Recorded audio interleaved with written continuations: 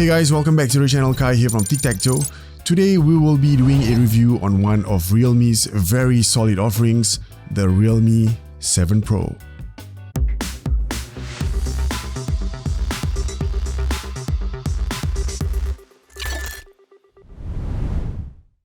Alright, firstly let's talk about the price. This costs between SGD 469 to 499 depending on where you get it. You can either get it on Lazada, Shopee or Starhub. And of course, if you want to go with Starhub, you can get this phone together with a 2-year contract. And also that might give you a more affordable option to get the phone because of the 2-year contract. So you don't have to pay one full sum. You can break it down into 2 years together with a plan.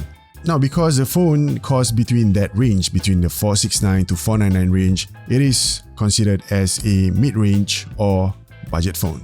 Next, let's talk a little bit about the build. So the phone has a very nice frosted back looking. It's almost looking like a glass, but in actual fact, it is not glass at all. It's just plastic. Very nice to hold. On the sides, it is not slippery at all. And on the front, you can see nothing else except for a hole punch camera.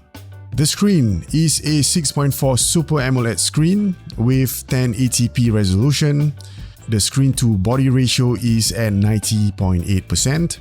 So you can see more of the screen rather than the chin or the forehead on the screen. You'll also need to know that there isn't any high refresh rate on the screen, so it comes on with 60 Hz. There is, however, an in-screen fingerprint scanner or a reader, so you can lock and unlock your phone using that. On the bottom, you can see a 3.5mm audio jack in. That's fantastic. So you can use this phone together with any of your wired headphones or wired earphones. Audiophiles, this might be for you. And of course, if you do not like to listen to your songs or your videos or your movies on a wired headphone, you can always use some wireless earbuds on it. And this phone comes with Bluetooth 5.1. And of course, if that's not your cup of tea, you can just listen using the speakers. They do have stereo speakers with a decent sound signature.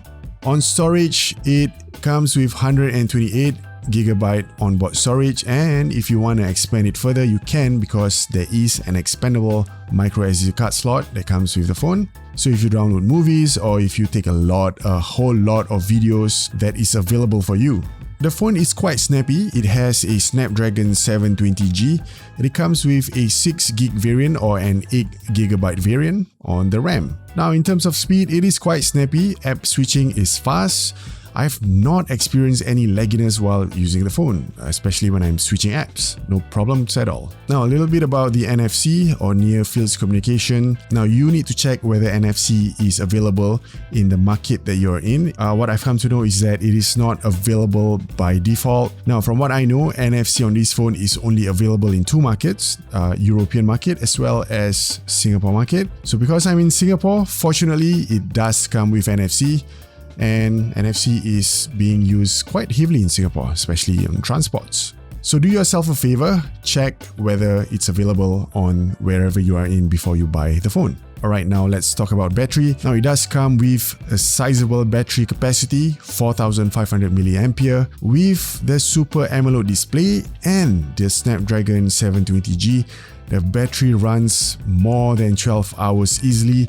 I have not had any experience of this phone dying out prematurely. Usually it runs more than 12 hours. There's no wireless charging on this phone, so that's a bummer. Now, on the other hand, it does have super fast charging. It supports 65-watt Super Dart fast charge. Now, you can literally charge this phone from 0% all the way to full in about 30 minutes. That is super freaking fast. I love that. On the operating system, it does support Android 10, which is under the Realme UI. It also comes with very clean, minimal looking UI that looks very much stock Android found on those Google Pixel phones. Now, one other thing that I like about the UI is that if you go to your network, especially on your Wi-Fi, you can see what Wi-Fi has what band. For example, on this one, it has 5G, and then if you were to scroll below, you could see networks that has dual band, 2.4, or maybe a single band. I've not seen these on any phones before. I might be wrong, it could be already available,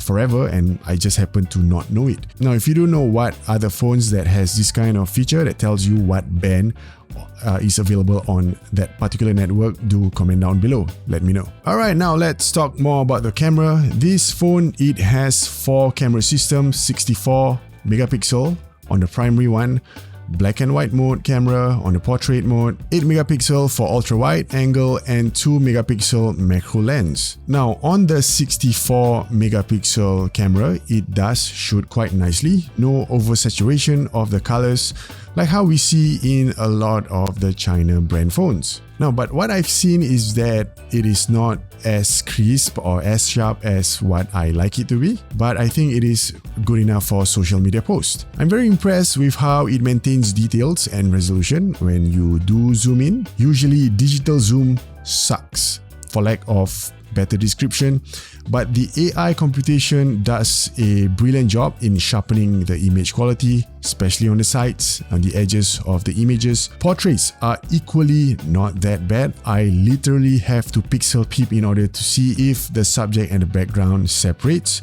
and the separation is done quite well. The 8 megapixel wide angle camera, not very good though.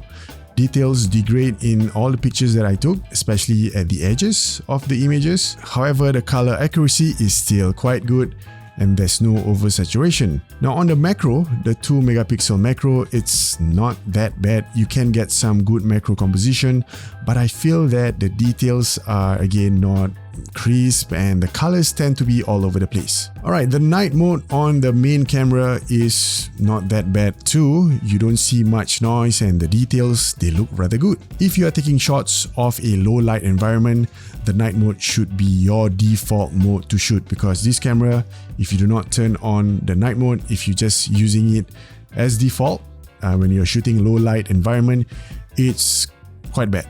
The front-facing selfie cam is pretty impressive. It has 32 megapixels camera. You can expect nice dynamic range and accurate colors, especially if you are doing a selfie portrait. The results are surprisingly good. Good subject edge detection and good bokeh overall for a phone with this price range. Now for video, you can film up to 4K 60 FPS, but the result doesn't look like a 4K video. The sharpness is kind of bad. It is safe to say that this is not a phone where you want to shoot in 4K and expect 4K details. However, they do have good electronic stabilization, which might make this camera viable for vlogging. It is really stable and you don't see a lot of the camera bump when you just walk around. I mean, you can see the camera bumps, but it is not crazy obvious. So in summary, this is a very good mid-range phone. I love the screen. It has very good battery capacity and running time. You also gotta love the super fast charging. I mean, wow, 30 minutes and full charge. And that's always great in my books. The camera, although not the best that I've seen on a budget camera, it still can produce nice overall results. The night mode is good and the selfie is good. For TikTok content producers and selfie lovers, this phone is definitely for you. All the details of the Realme 7 Pro will be in the description box below, so do check them out. Alright guys, if you do like this video, do hit the like button, and if you are new to this channel, do consider subscribing and hitting the bell notification button to get notified of a future video that we might post. That's it. I'll see you in the next one. Bye!